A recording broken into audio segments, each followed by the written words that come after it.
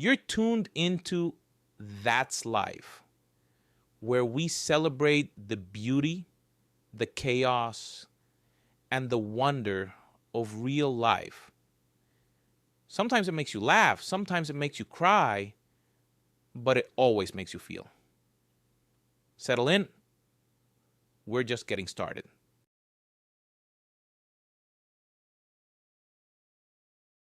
Their 25th wedding anniversary fell on a Wednesday.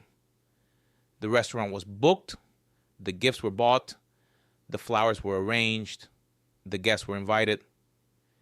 Initially, they had planned to gather only their closest relatives and friends, but the list still grew to about 30 people. Anastasia twirled in front of the mirror in her new elegant dress. She looked very good for her age. One could hardly guess her to be over 35. Youthful, slender, with impeccable taste in dressing and presenting herself, she was a true catch for a successful man. It didn't matter that her husband, with his eternal busyness, had completely stopped going to the gym and pool with her. He had gained weight and moved and spoke with a leisurely air. To her, he remained sweet, dear, beloved, her only one, her everything. No matter how important he acted, he was gone at work for days on end. She had almost forgotten when they had last dined in a restaurant or gone to a theater premiere. Her husband would joke, "Money's business, and idle time has long gone down the drain. When do I have time to wander around? You, my friend, go wild at the bar for me. Show off your outfit in the theater foyer. A full man doesn't understand a hungry one. You're the free spirit while I'm a man bound by a work schedule." He was completely absorbed in his job. Anastasia combined a passion for two things: painting and flowers. Design comes in various forms, but her creations on paper and on the ground were always dedicated to flowering plants. For this reason, she often worked in tandem with her friend Sarah. Sarah was fascinated by the stone and wood elements of space aesthetics in country houses, and Anastasia added tenderness to them. After her involvement, bridges, gazebos, fountains, and arches transformed into exotic flower beds. She knew how to combine substances that seemed completely incompatible at first glance. She teased her husband, Matthew, "my tin woodman, my blacksmith, my steel knight." The explanation for these nicknames was simple. He was involved in the primary processing of metals. In her imagination, he took molten liquid mass and turned it into rough blanks that later became raw materials for the machine building industry. She never delved into these industrial jungles. Her father, Arthur, had become a metallurgist in his time, and then, in a way unknown to her, the head of a metallurgical company. Well, that was fine. Why should she bother her head with all that? Anastasia's mother, Eleanor, couldn't stand it and divorced Arthur, leaving for a new husband at the ends of the earth. Her daughter inherited from her the inclination for creative impulses. Eleanor wrote poetry, but this was a provincial town, or the mistress of the Copper Mountain.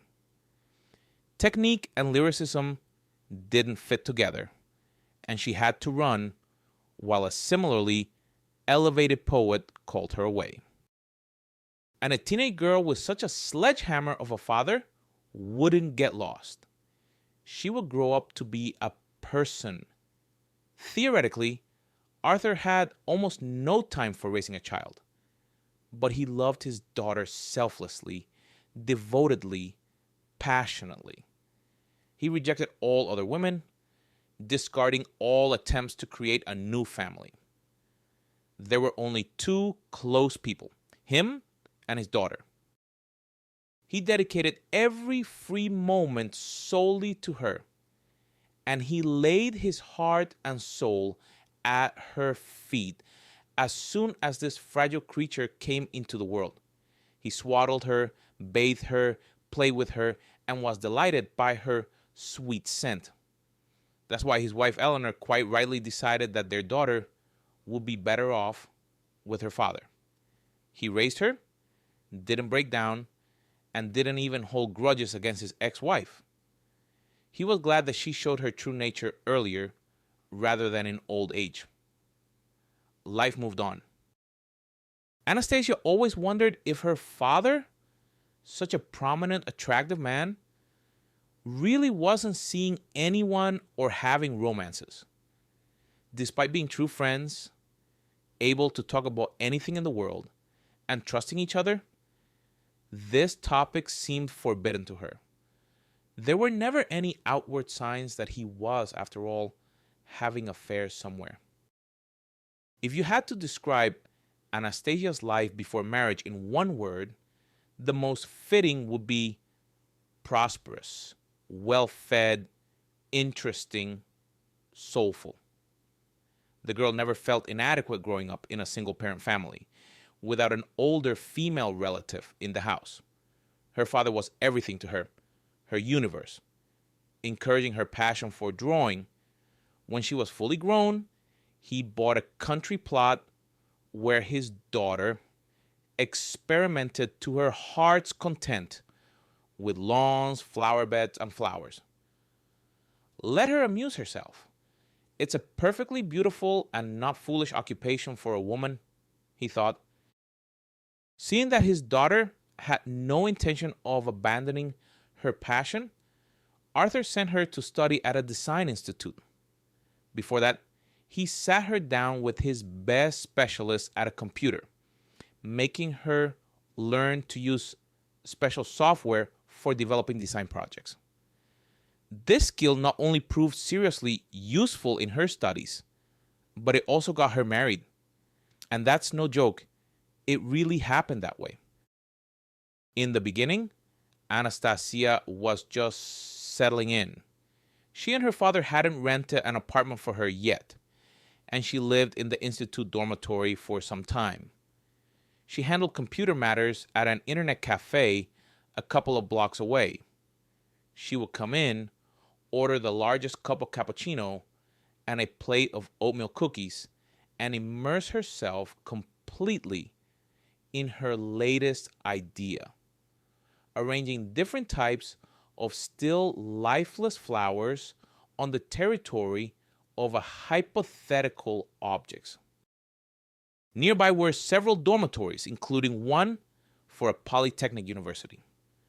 The crowd in the cafe was mixed, the clientele young people. That's how the future designer, passionate about flowering plants, and the future metallurgist with a passion for ores and alloys met. When she met him, the girl felt something of her beloved father in him. It was a fateful encounter. Things just took off for them right away. It was immediately clear that they were both serious about the relationship. For the long summer holidays, they traveled to Anastasia's hometown, where her father organized a tour of the metallurgical plant for his daughter's friend. The young man's eyes were burning. No entertainment, no romance, only his passion appealed to him. While the guests showered, Arthur and his daughter talked for a bit. It seems to me your friend isn't a lightweight. He'll turn into a capable professional in our field over time, the man said. Dad, he's just as serious about me as he is about his, maybe even our shared future. I'm pregnant. For the last 2 months, we've been living together in my apartment. He doesn't know this news yet. It was important for me to hear what you would say. What can I say, daughter? I wouldn't want my grandson or granddaughter to grow up in a single-parent family, as you did, You shouldn't delay talking to him. The fact that you're only 19 is not bad. You'll still be quite young when your child is on their feet. You'll have time to be with them and to live your own lives when they grow up. For now, I will help you both financially and spiritually. I will support all your endeavors in the capital so you can both continue your studies. I will hire domestic helpers for you, a nanny for the baby, and a housekeeper. Just don't do anything foolish. Don't even think about postponing the baby's birth for some future prospect. It's risky for your health and will become too serious a test for your relationship. Matthew was over the moon when he found out his beloved was expecting. People have different destinies and love stories. For them, everything was so smooth, cozy, and heartfelt from the very beginning that you could include them in a textbook of family idyls. Things worked out wonderfully for them. For they had been together for 25 years, and they were only 45 themselves. Hardly.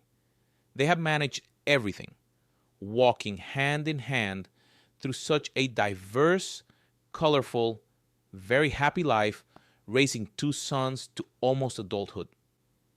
People usually say about such couples, they are two halves of a whole.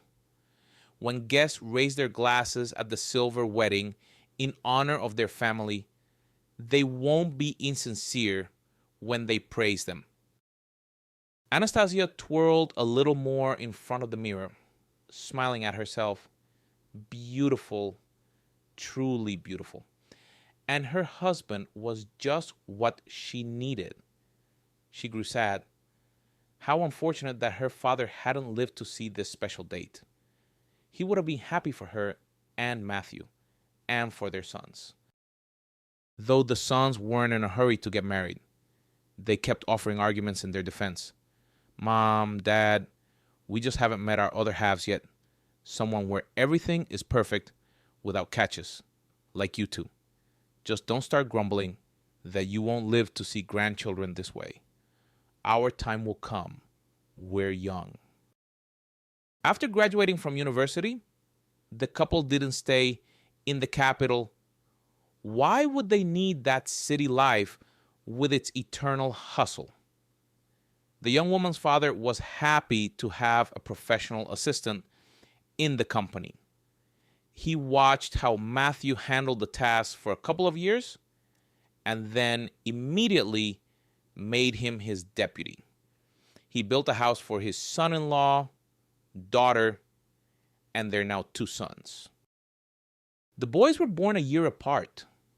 Their parents decided that since heaven was sending them a second child at such a young age, so be it. Anastasia's father, Arthur, hadn't been sick for long, but it was sudden and severe. Examinations revealed diabetes, and that meant a different regimen, even a different rhythm of life. No concessions with sweets and fatty foods, diet, constant monitoring of sugar levels. His daughter couldn't believe her eyes or ears. Her sensible, competent, educated father turned into a stubborn boy when dealing with doctors. No authorities, no discipline, no obedience, no timely injections. He did whatever he wanted, as if the illness had taken away his reason.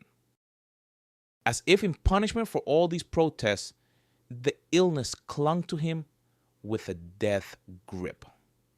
After another stunt with insulin, which Arthur, due to personal negligence, didn't inject at the proper time, he fell into a diabetic coma. He was alone at home. By the time Anastasia rushed over to find out why he wasn't answering his phone, valuable time had been seriously lost. The head of the metallurgical company was not saved by money, nor by Matthew's connections in medical circles, nor by Anastasia's frantic running around doctors. Vital bodily functions could not be restored. At the moment of her father's passing, Anastasia felt as though her life had ended. But her husband was there, her hope, her support, her rock. She survived, learned to smile and enjoy life again.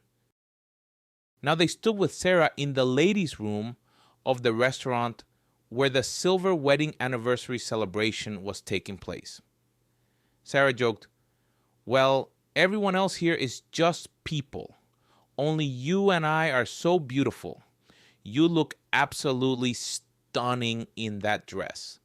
Turquoise suits your brown eyes amazingly. Who would have thought that was a possible combination of two such shades? But that lady in the pink suit over there really overdid it. The fabric is great, the base is good. But in that little suit, she looks like a pig." The two women were thoroughly powdered and made up. Yes, I witnessed a strange little scene from some incomprehensible play. The banquet had been going on for a couple of hours, just when the first big smoking break was announced. Your husband immediately darted off to the side into a niche, while everyone else started dispersing from the table. My purse was nearby on the windowsill. I reached into it for lipstick and involuntarily overheard a snippet. "With you. You know the reason." At that moment, his gaze fell on me. He stopped mid-sentence and finished in a businesslike tone. "We'll sort out all the document issues with you tomorrow. I need to go." Sarah was silent for a second, then added, "Somehow, this strange dialogue really smells strongly of an affair on the side. Or am I a two-humped camel?" She gave a forced laugh, but it was clear that the conversation was difficult for her. Finally, she added, "However, we are all under the influence of wine fumes right now. Take a closer look at your husband. Maybe my story is just the fruit of my sick imagination. A woman who stopped believing in great and bright love a long time ago. After 3 divorces, I stopped being an optimist in this area of human relationships." For Anastasia, this didn't pass without consequence. She became wary, turning completely into a sharp gaze and keen hearing. Before, she and Matthew had always trusted each other implicitly, treating their partner's personal space boundaries with care. It had never occurred to them to rummage through each other's phones, peek into personal computers, or even the glove compartment of the car. It was a taboo they hadn't even agreed upon. The rule had formed on its own and thrived. Nonsense. She imagined it all. Matthew didn't say the word baby, Sarah misheard. He never used those diminutive, affectionate nicknames like sweetie, honey, darling at home. He lovingly called her my Anastasia. It wasn't that they were both against funny pookies or cute bunnies, but somehow it just didn't stick between them from the beginning. At home, Matthew behaved impeccably. If he was just playing the role of a model husband, while not actually being one, he will have definitely received an Oscar statuette from the Hollywood Film Academy. After the noisy anniversary party, he returned entirely to work. He came home late at night, but that schedule had been his for the last 10 years. He couldn't have been having an affair and leading her on for that long, could he? He would have definitely slipped up on something. But everything was just as it had always been. Impossible to find fault. She thought about how the plants would behave after planting, about the fact that seeds of doubt also sprout actively she hadn't even suspected until now.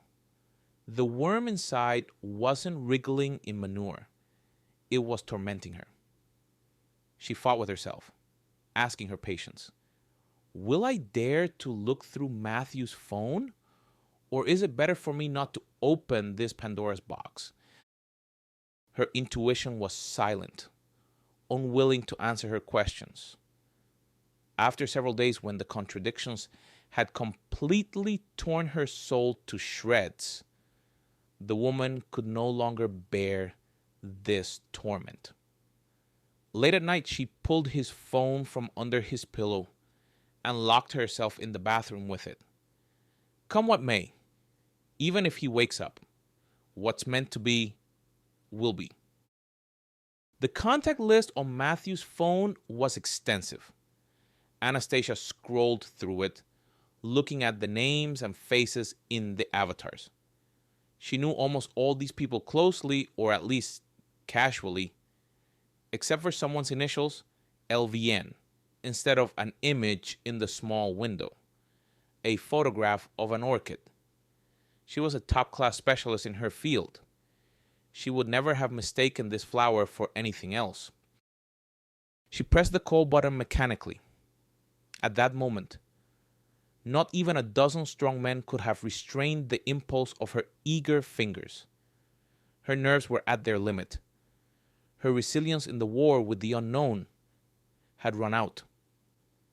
At 3 a.m, a clear, completely girlish voice unexpectedly answered the call. Kitten, are you missing me? I'm still awake. Imagine watching a romance series. Oh, what about your old lady? Is she not home right now and you decided to call me? Anastasia sank onto the cold bathroom tiles. This blow was below the belt.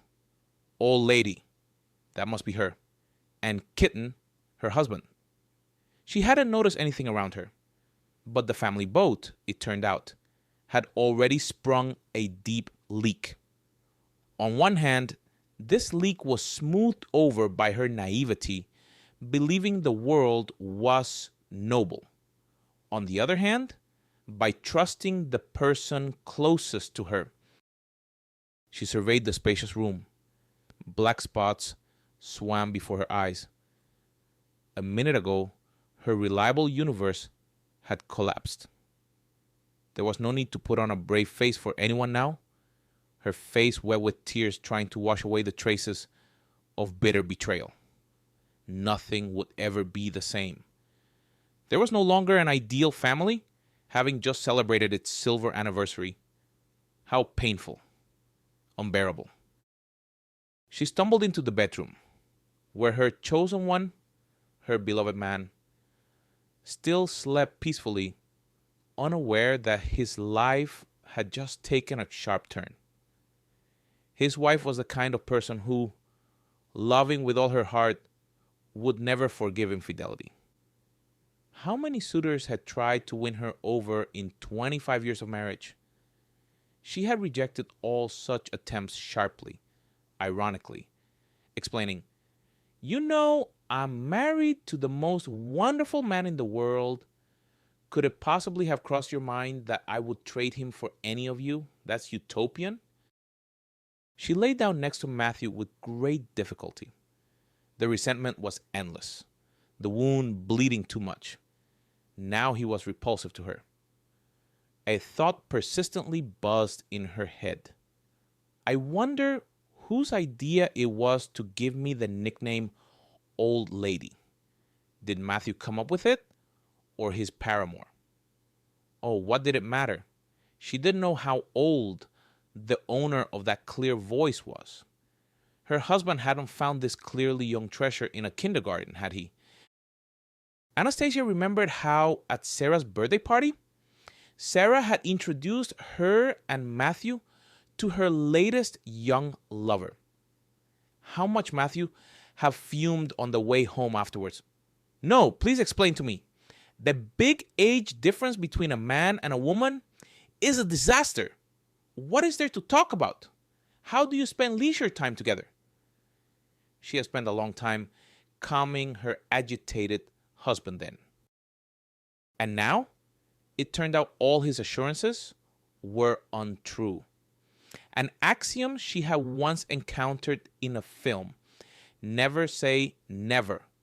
How can we know how we will behave in a given situation? So why make vows beforehand? Confusion, fragments of thoughts and memories. She felt as though she was slowly losing her mind from this insane whirlwind of internal deliberations.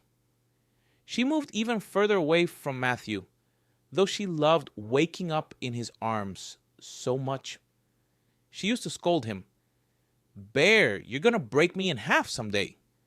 But hugs apparently are beneficial. My signature pies, look, Matthew, soon you won't be able to fit through the doorway. And he would smile back, satiated, pulling her towards him again, burying his nose in her shoulder and growling, "How I love the smell of your herbal shampoo, patroness of Flora. Or do you mix some potion into it so I'm always enchanted by you?" This scene between them had happened quite recently, on Wednesday morning, the day of the silver anniversary. It turned out her cheating kitten had been lying. He wanted her to remain in blissful ignorance. Why? What were his goals? Anastasia had no answers to these questions. The young woman wrinkled her nose in displeasure. What were these night calls from her lover? Maybe his wife had suddenly woken up and prevented them from talking. He had never bothered her at such a late hour before. It was clear he really missed her. She made herself a sausage sandwich and returned to the TV. Her lover often criticized her for her disorderly lifestyle. She loved to sleep in late during the day and stayed up at night. She would languidly roll her eyes and argue for the umpteenth time. But you yourself made me quit my job, saying my main role now is to be your girlfriend, your beloved woman. You take care of everything else. And what kind of job was that anyway? Junior commander over senior janitors? That pathetic office? Those grumpy old pensioners constantly coming in to find out why they were charged so much for utilities. The salary was peanuts, arguments and scandals all day long.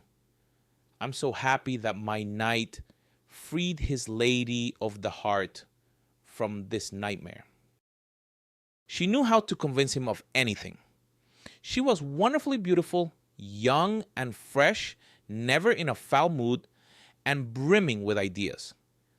Beside her, he felt like something amazing. Anastasia didn't compare at all. Matthew was dying of passion. Beside her, he was ready for anything, especially when she would suddenly start examining him with an appraising look and then deliver her verdict. "My God, how handsome you are. Would anyone say you're 45? I wouldn't give you more than 30. You're very youthful, my love. It's truly a miracle. We've been together for 2 years, and you get more handsome every day. I respect you so much, kitten. Come here quickly. I've missed you so much." He didn't walk to her, he flew. He didn't care that he was 25 years older than this little thing. She couldn't be deceiving him so skillfully for so long. She was truly in love, and her feelings only grew stronger with every meeting. Surely he, who had commanded a huge team for a couple of decades, knew how to read people. They met by chance on a bus. Matthew had long forgotten the last time he used public transport. But then trouble struck. It was time to change winter tires to summer ones. The guys at the car service messed something up, bent, twisted an important tool. The skilled mechanics advised him not to bother with a taxi. It was only a couple of minutes' walk to the bus stop through the spring town. No inconvenience, pure pleasure. Later, Matthew often thought that on the day of their first meeting, the stars had aligned magically in the sky, facilitating everything, that it was a sign that the young woman was his woman. He didn't want to think that he had been wrong before. His whole life with Anastasia now seemed like a rehearsal before the real love of his life. The young woman on the bus, smiling condescendingly, gave up her seat to some very old grandmother. She moved to the back platform where Matthew was standing with his business briefcase in his right hand. The girl was not naive in worldly matters. She immediately understood that this expensively dressed uncle felt like a white crow among his fellow passengers on the bus. When a couple soon vacated 2 seats in the back, she decided to help the gentleman adapt to the unfamiliar environment and invited him to sit next to her. They started talking based on this. The journey to their destination was still quite long for both of them. The young assistant charmed him with just a few phrases. "You don't feel very comfortable on this bus, do you? It's written all over your face that you deserve only a comfortable seat in a luxury car." "And what else is written on my face, young lady?" Matthew laughed at her compliment. "Our age difference isn't that big," the girl retorted. "You look about 30 at most, and I just turned 18. We can almost be considered people of the same generation." Matthew wasn't exactly an idiot, but this lie, stitched together with white thread, struck his male heart dead. It was already quite dark outside the bus windows when his seatmate in the back got ready to get off. He insisted on walking her to her dormitory. The young woman was studying the intricacies of housing and communal services at a training center. Matthew had never cheated on his wife before, but then it was as if a demon possessed him. Everything was new, unexplored. The young woman twisted him around her little finger, and he reveled in it. The girl was already cunning and experienced, having been through the hands of many young men. And here was a whole adult uncle, ready to walk around her on his hind legs, a loyal trained poodle, an expensive car, elegant clothes, pleasant perfume, expensive accessories. A month later, he rented a nice little apartment for the young woman in a new building on the outskirts. She refused a car, being too lazy to learn the rules and get a license. Matthew visited his princess often, every other day.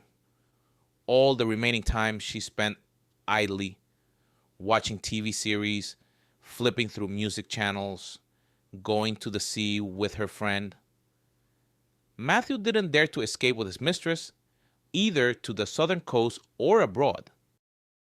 What was interesting was that the young lady didn't particularly like social gatherings. Therefore, the fact that she and her lover didn't go to restaurants together, didn't go on resort trips, and weren't seen anywhere in public didn't bother her at all. She belonged to the type of women who turn into homebodies over the years. Well-fed, cozy, and that's it. No greater progress or development was needed. As the alley cat in the cartoon said, "We're fed pretty well here too." So, for almost 2 years, the young woman lived like a king, content with everything. But as often happens, life always throws in a suddenly. This time, it happened too. Her mother, Carol, came to visit, and she started lecturing her daughter on life. You say they've been married for almost 25 years and have sons? So maybe you should switch to a younger man? Why do you need this daddy lover? Mom, what are you saying? He's so sweet and so obedient. He fulfills all my wishes. I even set aside money for you to help you out. His sons are still unfeathered chicks. I've always liked older men. Carol laughed. You'll be telling me you love him madly next. Her daughter paused for a moment. I don't love him, but I don't dislike him either. I could live with him for a long time and have no worries. Hearing such a conclusion, her mother immediately summarized, well then, get to it. Separate him from his wife forever. You want to stick your little hand into his family's feeding trough, don't you? So act. If she were being completely honest, she was a little embarrassed by her mother with her village values and the airs of an unrecognized queen of sunflowers. In the countryside, Carol constantly lectured everyone on life. Coming to visit her daughter in the city, she didn't abandon this habit. But sometimes it was worth listening to her. It was from her that the young woman, without personal experience, absorbed the basics of strategy and tactics. Her implementations in everyday life had shown no failures so far. After seeing her mother off, she seriously pondered for the first time. Her mother was right. Her lover didn't skimp on financial help, that was a fact. The fact that he wasn't constantly around, she actually liked. Who knew how they would get along living together? But she was only 20, and everything was easy. And in about 5 years, without a proper stamp in her passport, it wouldn't be so fun. Again, she loved children very much. Seeing her future necessarily in the company of a couple of cute toddlers who would toddle alongside her and look up to her as a deity. She considered a family without children incomplete, and his time was running out.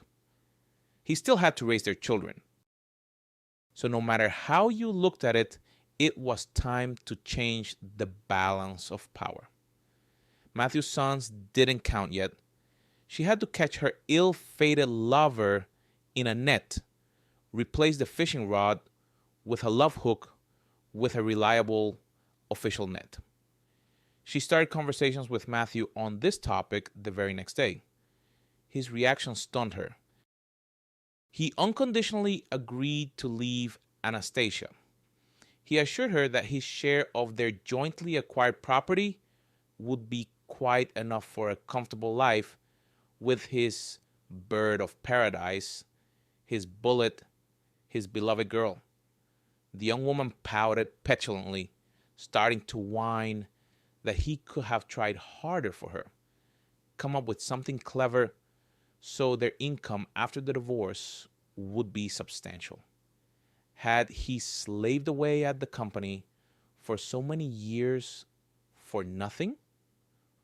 Where else could he warm his hands here? That day, Matthew returned home in some confusion. He still had no doubt that the young woman was the woman of his life, his prize, and his male luck. But he had never pocketed anything before. The young woman insisted that they trim the company's finances for their own benefit.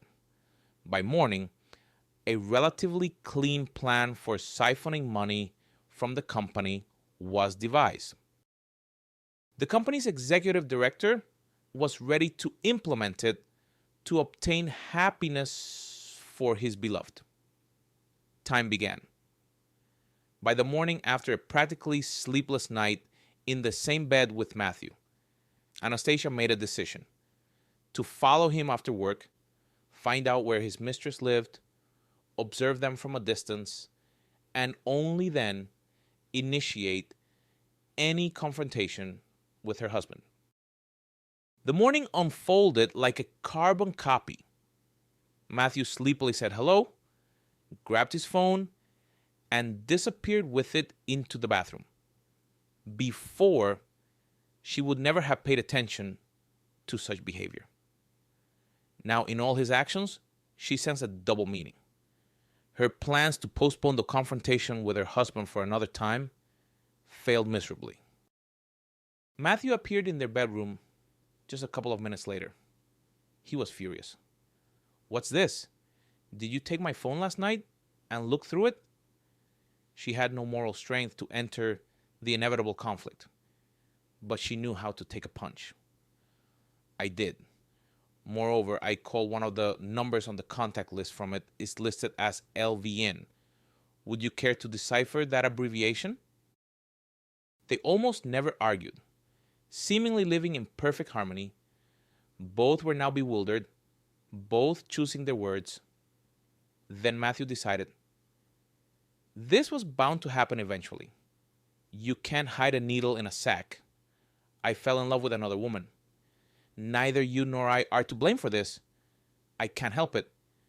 My passion for her is stronger than me. It's hotter than everything we had. Believe me, I didn't want to hurt you. Anastasia was silent. What could she say? Make a scene? Shout? Beg him to stay with her and leave the other woman? It was absurd. She didn't know what to say in response. Inside there was such emptiness, as if her heart had been taken out and trampled before her eyes. Only yesterday they had listened to beautiful toasts in their honor, and today the old lady and the kitten found themselves on different banks of the river called life. Anastasia cleared her throat. For some reason, she desperately wanted to ask this specific question. Why does this friend of yours call me old lady? Is that from you? We have a considerable age difference, but that doesn't hinder true love, Matthew replied. Anastasia raised her eyebrows in surprise. Well, I'll be. Her husband was habitually sharing his news and experiences with her. This was the final chord in the requiem for the death of their family. Her patience ran out. A volcano raged inside, resentment and incomprehension brewing. Anyone else around, but not her and her husband, she thought to herself. Even the pile of beautifully wrapped gifts lying on the living room table hadn't been opened yet. Silver boxes, bright ribbons, vases with her favorite flowers throughout the house. How could she reconcile all these gifts with the bitter disappointment? How could she live on without her beloved man? She tried to probe her heart with this misfortune, to let a new reality settle in. What did she feel towards Matthew now? She couldn't answer that question. What was happening seemed like a terrible dream. She would wake up now, and it would all be over. She even thought for a moment that right now, after Matthew left for work, she would indeed put on her night pajamas, pull the blanket over her head, and sleep through this sleepless night. But the intercom at the gate rang. A young woman with a brightly made-up face appeared on the screen. When asked what she wanted, she briskly replied that her name was Veronica and they needed to talk. Anastasia hadn't expected such a move from her husband's mistress. Pressing the button on the device, the model-like girl rushed into battle from the threshold. Matthew has already told me everything. You've explained yourselves. There's nothing more to hide. And why are you looking at me like that? Yes, it happens. Men leave their wives for their beloved women. It's natural. The words immediately popped into Anastasia's head. He who betrays once will betray again. And what does his wife, the old lady, owe your visit? Do you want to tell me something, or have you appeared to dance on the embers left from our family fire? The young woman sat down in an armchair without being invited, crossed her legs, and looked around. Then she finally declared, I hope you understand this is a divorce. Your sons are grown, so there won't be any major problems. We'll sort out the property, both the inheritance and your joint property. Matthew will inform you of all our terms later. Anastasia couldn't believe her ears. Some flighty girl, a little squirt, a gold digger, was going to dictate the terms of her divorce from her husband. Never. She wanted to get a rich, successful man? Go ahead. But first, his wife would dot the I's and cross the T's. She practically dragged the young woman out by the ear. Her expression was such that Veronica suddenly cooled her ardor and obediently shuffled on her high heels across the yard towards the exit. She only had enough strength to turn around and victoriously announce, I'm not saying goodbye. We'll see each other again at the divorce. Anastasia filed for divorce that very day. The sons were long since adults. Their presence certainly wouldn't cause issues. But the property turned out to be much more complicated. She trusted Matthew so much that she had never even read the documents he or her father brought her to sign. And they didn't generate catches. Everything bought and acquired was simply registered in her name and the head of the family's name. It was unofficially considered normal and correct this way. Seeing this whole picture, Anastasia clutched her head. She had never been a business person, and here everything seemed to be about multiplying wealth. She didn't delve into the details.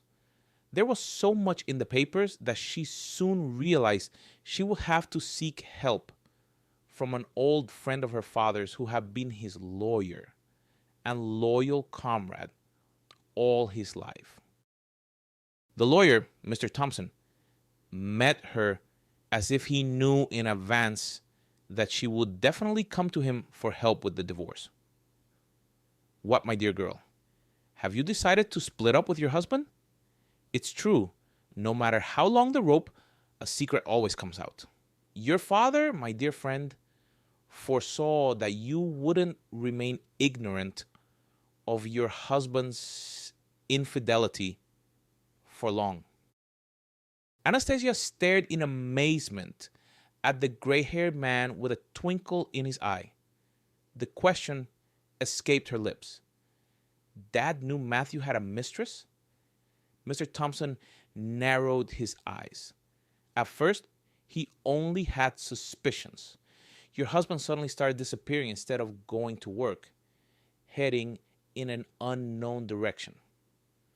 Your father instructed his security service to find out everything. On the day he passed away, he had just received the investigation report with photographs. He managed to give it to me, gave me some instructions to protect your future. And so, with this report, which is still in my office, he felt unwell. He hurried home to rest. I even walked him to his car. He was pale all over, his face covered in sweat, and it was a quite cool day. I wasn't careful enough, Anastasia. I should have gone with him, but I had another appointment. But I honestly carried out all his tasks. Now I'll show you all the documents. A few minutes later, Mr. Thompson spread several folders before her. She opened the first one and was stunned. In it lay a document titled Will with Condition. Anastasia began to study it carefully. The papers contained nothing concerning the property she and Matthew had received and used after her father's death. It was about completely different things. A villa abroad, a house in another country, 2 apartments in the capital, a dacha on the southern coast. Anastasia reread the clause which stated, "This will shall be read out only if his daughter decides to file for divorce. If such a precedent does not arise, all specified property shall be transferred to his 2 grandsons in equal shares, but only after they enter into official marriages." The clause stating that all this would be acquired on his behalf by his lawyer was also present. "How complicated this all is," she voiced her opinion. "Why did Dad set all this up?" "Not complicated, but wise," Mr. Thompson stated clearly. "You were always so devoted to your husband. Your union seemed so strong that even hints of slight cracks were fantastical. A solid house, cars in the garage, a dacha full of your flower beds, if you want fresh air. The boys also have a complete set of everything for now. Apartments, cars, money in accounts. Your father always said about you that he couldn't understand where you got such a lack of interest in money. You flutter over your lawns like a carefree moth. Tricking someone like you is easy. Only no one can understand that worldly goods truly mean nothing to you. You have a roof over your head and food on the table, loved ones nearby, you are happy. You won't snatch a piece from anyone's throat. Will you be able to stand up for yourself financially? And will you even want to? Don't judge yourself." I flew there, looked, everything is in place. I was satisfied, but I didn't contact you for a while, as my precious friend instructed. I did everything as he ordered. I presented these papers only when you really decided to divorce your husband. So you would have something like a spare oxygen tank for a diver or a substantial nest egg for a rainy day. Mr. Thompson added, "You should also order a bookkeeping and audit check of your father's company. The controlling stake belongs to you. Your husband only has 20% in the company. All these young mistresses, they are predators, behaving like sharp-toothed sharks. Sensing prey, they try to get everything, including the lover, into their greedy paws. After the divorce, it will be good to find out the true state of affairs in the metallurgical business under your husband's supervision. It's unlikely to go without a court case." It was already clear that Matthew and his mistress would fight for every penny and every inch of land when it came to real estate. As the French say, in war as in war. Anastasia was ready for any battle. Even the whining inside had stopped. Something within her had frozen forever into a piece of ice that could no longer melt. If someone had told Matthew that for the sake of beautiful eyes, he would undermine the firm he had dedicated over 20 years to, from the inside and out, he would have spat in that person's face. But the young woman had gone wild. She wouldn't let him near her, wouldn't give sweet compliments if he reported that some process had slowed down. He would never have reported to a woman about anything before. But the young woman was his everything. Without her, he breathed differently. He didn't live. He only waited for the next meeting. He struggled to get into bed with Anastasia, always afraid of calling her by another name. But leaving home was still too early. He needed to appease Anastasia. He needed to celebrate the silver anniversary. He needed to be a good little husband. On the day he began his schemes at work, he set a deadline for how long he would be by the side of his unloved wife and dream every second of his beloved girl. The young woman nicknamed Anastasia the woman trying to look young.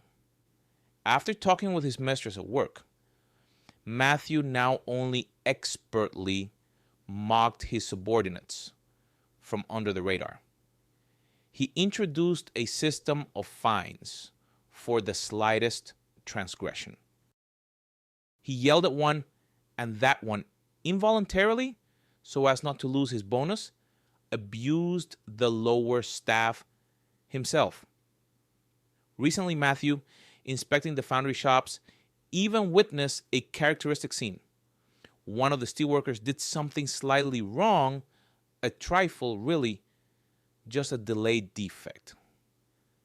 The shop foreman, not holding back on expressions, swore at him. The steelworker, wiping sweat from his brow, hissed through clenched teeth, "Go to hell, all of you. You've turned the plant into a poorhouse. What is this? Is every gopher a farmer now? Who's going to work, dear bosses?" People were quitting the company in droves. The HR department was struggling, trying to preserve the core of the firm that everything else depended on. Rumors spread through the city that everything at the enterprise was going downhill. And this was in addition to the fact that Matthew had begun siphoning money from his father-in-law's brainchild's accounts under plausible pretexts. He no longer knew what he was doing. He couldn't stop. His final goal was to maximally reduce the value of the plant's shares so he could later buy the controlling stake from Anastasia for a pittance, or at least another 31% of the securities to his own 20% that he already had. Matthew soberly understood that after the supposed divorce, his share of the jointly acquired property would not be that large. And he wasn't completely a scoundrel. He wouldn't fail to share with his sons, whom he sincerely loved, to ensure their secure future. What would be left for the greedy ambitions of the young woman was almost nothing, dust. But owning the plant, deciding the fate of the profit generated from it, that was another matter. He would be able to quickly restore the damage he had inflicted on production and would again be at the helm of a major industry giant. Anastasia, at that moment still extremely far from the realities of metallurgy, was poring over another project. She sat for hours at the computer with Sarah, meticulously arranging flowers and greenery next to Sarah's stone installations. It didn't occur to her to be interested in her father's company's affairs. It was enough that her husband practically lived at work. She was a delicate woman. It was better to contemplate the arrangement of flowers and bushes. Then there was the pleasant preparation for the silver anniversary, the chores, the shopping trips, and beauty salon visits. Did she think then that she was moving with 7-league strides towards the end of their happy marriage? No, of course not. After visiting Mr. Thompson, Anastasia was again in turmoil. She linked her father's death and Matthew's behavior, which had pushed her towards the breakup. She blamed herself for not being observant with her creative impulses, for not noticing the obvious. She didn't even immediately realize that she was drawing different varieties of orchids on sheets of paper and then cutting these drawings into pieces with manicure scissors. Only one thought kept running through her head. I will never use this type of flower in my design projects again. The exquisite orchid was capable of wounding the soul with its hidden meaning. The orchid just went and took my husband away from me. It's all a lie that beauty saves the world. It's warmth and soulfulness that save it. No one will be able to shake me on this. By the evening of the family boat's catastrophe, both Anastasia and Matthew understood that they couldn't be under the same roof. Anastasia wandered through the huge house thinking that she wouldn't be able to live here after the divorce. It was too painful to look around. Just the collection of family photos in beautiful frames everywhere was enough. Her eyes kept hitting the pictures as if on purpose. But she had no desire to smash and break them. They were a part of her sons. She would tell them about the upcoming changes, about the possible court hearing. Later, there was time. She feared a sharp reaction, condemnation from her children, who would label their father a scoundrel, and her perhaps incompetent, unable to keep the man she loved. She flipped through the pages of the past. Again, where was her mistake? A fatal coincidence of circumstances? Or was everything fatally predetermined? She thought of her father with warmth once again. How upset he would be now, knowing about the inevitability of her separation from Matthew. He seemed to respect Matthew, or was he just pretending to please her? Anastasia caught herself. Mr. Thompson had advised her to conduct an external audit of her father's company's affairs, and she hadn't done anything in that direction yet. And she didn't have the necessary contacts in that field. She will have to turn to her ever-present friend, Sarah, again. And at the same time, tell her about the changes in her personal life. Sarah was probably burning with impatience already. Had she managed to find out anything about Matthew's strange conversation at the banquet? She called Sarah.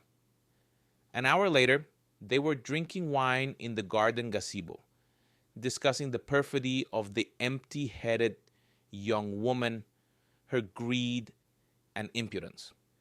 She instructed Sarah not to announce the results of the audit at the plant for the time being. She already knew that Matthew had turned out to be a scoundrel. Yes, Sarah, as usual, had been busy. A close friend of hers helped organize the total audit. He worked in the relevant authorities and helped prevent the case from going to court until the divorce hearing, which had already been scheduled. This was within his possible competence. Anastasia was as calm as a boa constrictor. She was well prepared for the meeting with her husband and the new love of his life.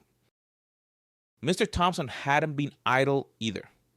He meticulously sorted through all the papers left by his friend. In the process, he smiled more than once.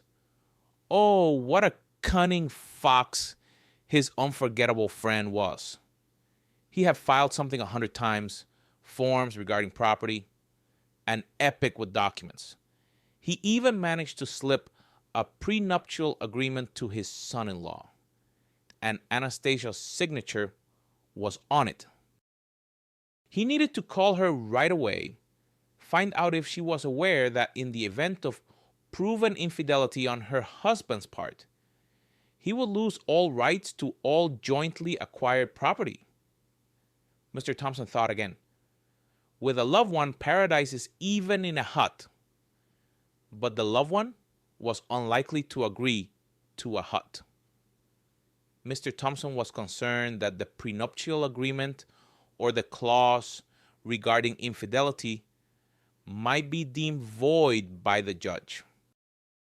Matthew would still get his seemingly legal half of the assets belonging to him and Anastasia. In the phone conversation, Anastasia confidently confirmed that she was aware of the existence of the prenuptial agreement. When her father was preparing it with lawyers, she was so engrossed in a very interesting project on the coast that she signed the document on the go, without reading it, completely trusting her father and husband, who were present. Mr. Thompson was somewhat taken aback. So, Matthew was also aware of the prenuptial agreement. They were a strange family after all. They signed documents with a flourish without looking, trust each other for a time, and then lay everything on the altar of a new passion. Wondrous are your deeds, love. You know how to deprive people of their reason effortlessly without much effort. The young woman stoically tolerated Matthew's presence in the apartment, and she had several reasons for this. Firstly, there were only a couple of weeks left until the divorce hearing. Secondly, the pregnancy test showed a positive result. One could call her empty-headed as much as one wanted.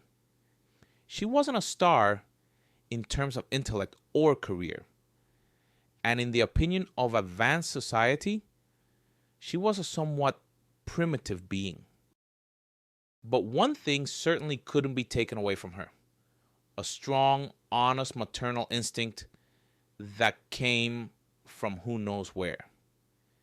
She was already lost in dreams of getting married, living in prosperity, and she would tolerate the rest.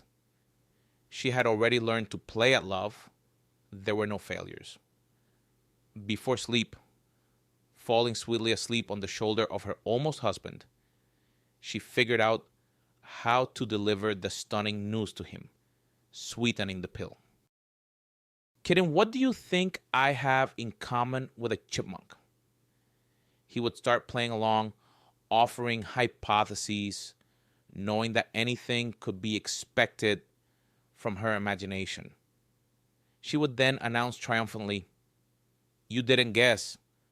I'm a chipmunk because I also have 2 stripes now on a pregnancy test. Darling, we're going to have a baby."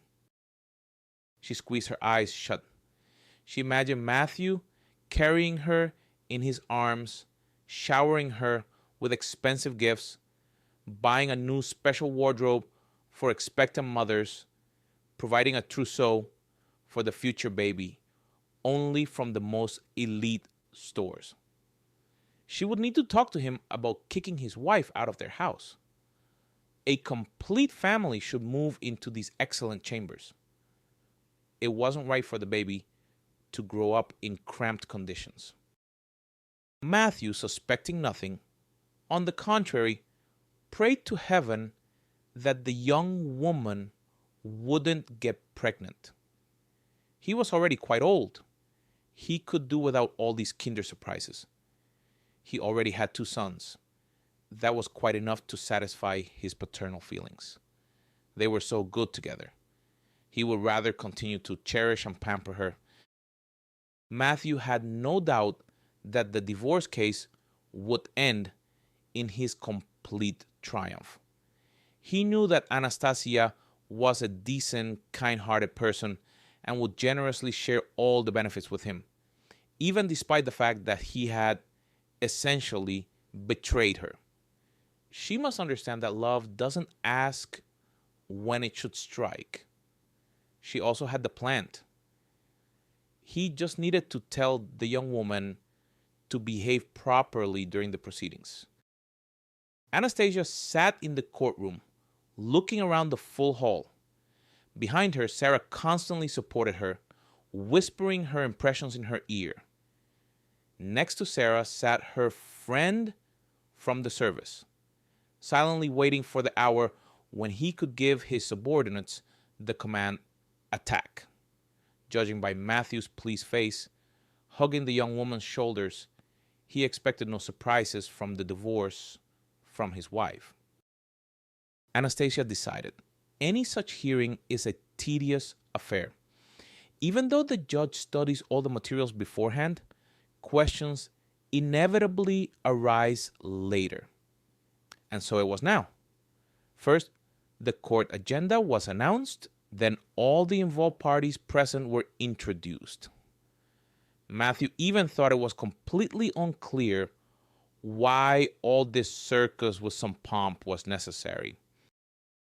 But then Mr. Thompson took the floor. He informed the court that during the preparation of documents, a number of additional circumstances had come to light. He placed copies of the papers before the head of the court proceedings and asked permission to clarify certain points. He read out everything to the judge, the public, and all curious persons: the prenuptial agreement, the will with special conditions and clauses. At the end of his speech, he added that regarding Matthew, there were further questions from the competent authorities after a conducted covert investigation. At these words, the judge nodded understandingly. The ground gave way under Matthew's feet. After hearing everything, the young woman clung to his sleeve, whispering hotly, "I don't understand. We won't get anything. We'll be left with nothing. I'm pregnant." Her lover looked at her not with understanding, but with some kind of glassy eyes. While the court withdrew for deliberation on the divorce, Sarah's friend, sitting in the distance, mockingly showed him a toy, an ironic keychain made in the form of tiny handcuffs.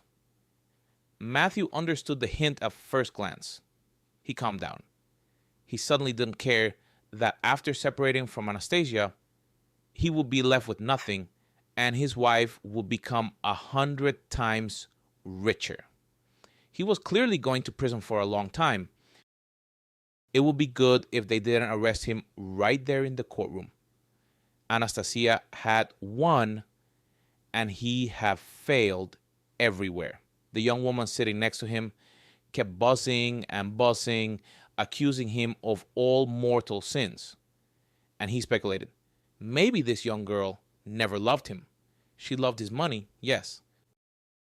She was happy with gifts. That was a fact. Most likely, she flattered him, pursuing her goal. Matthew flinched. The young woman said something about being pregnant? Or had he misheard? That's all he needed now, to be left without money even for diapers. And would she wait for him for several years? He glanced back at his princess, whose heart was admiring the manicure done, especially for court yesterday. Amazing carelessness, and the habit of him taking care of everything. Had she already forgotten everything she had just heard? Did she think the judge would announce her decision now?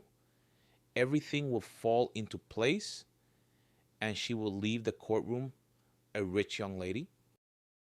Matthew barely listened to what the judge was reading out to the hall and to him and Anastasia first and foremost. He only understood that after the divorce and property division, he was indeed left with practically nothing. The young woman remained in speechless infancy. She understood that this wasn't even a court decision. It was a death sentence for all her hopes. Only one thought was pounding in the young woman's head now. No matter how things turn out, I won't get rid of the baby now. Even if Matthew has big troubles, I can and will do everything myself for the future baby. She didn't voice her intentions aloud. Indeed, perhaps no one, seeing her pretty face and shapely figure, would have thought she took motherhood so seriously. Sometimes emptiness only seems empty. Anastasia left the courtroom content. She already knew that Matthew would be arrested tomorrow on charges of large-scale fraud. Did she feel sorry for him and the young woman? Strangely, she did. She wasn't a vengeful person. She simply wanted justice. Even her heart had stopped aching so much. She wanted to return to her design sketches, to drown in flowers, to forget herself, but not to seek revenge anymore. For a second, it even seemed to her that the statue of justice standing in the corner suddenly dropped the blindfold from its eyes and winked at her, approving of her thoughts. And she also remembered Mr. Thompson's favorite phrase: "The law is harsh, but it is the law." Anastasia and Sarah sat in the garden, sipping red wine, chatting. On the lawn nearby, the grown up grandchildren were rummaging in the grass. Sarah, as was her custom, grumbled, "I understand, of course, that your dacha by the sea is huge and you're bored there alone. I approve of you taking the grandchildren there for the whole summer. But why are you also dragging Veronica's daughter to stay with you? That's bordering on absurd." Anastasia looked up at Sarah, narrowed her eyes, and adjusted the fabric headband on her head. "Sarah, Veronica is now Matthew's mother and wife. She travels to visit him in prison, sends parcels, takes deliveries. I didn't think all this would surprise me so much. It doesn't diminish me. My sons and their families live in complete prosperity. What more is there to wish for, Sarah, from this life? Things turned out as they did. It's just a shame that Matthew decided to show his character. He was rude, disrespectful to the authorities in the colony, missing the chance for parole. Sometimes I feel like I didn't know my husband well. I was always flying under creative clouds and he was treading on sinful earth. Veronica was able to recognize something else in him. Not a duck. Look, she gave birth to his child. She's studying part-time at the Institute. She'll get her diploma soon and wait for Matthew's return. I'm sure of it." Sarah conspiratorially hooted, "Well, Sarah, the court is clear. All right, I won't tease you and ask about the gentleman who was circling the fence here yesterday. It seems to me that's your new close friend. I approve 100%. A very imposing man. And judging by his attire, also one of us. A creative type." Anastasia immediately threw a peach pit at her curious friend. "My life here has begun to acquire new meaning. I don't want to scare it away, so I'm not telling you yet. I promise. You'll be the first person to wish me luck with a new man. Let happiness settle near me again."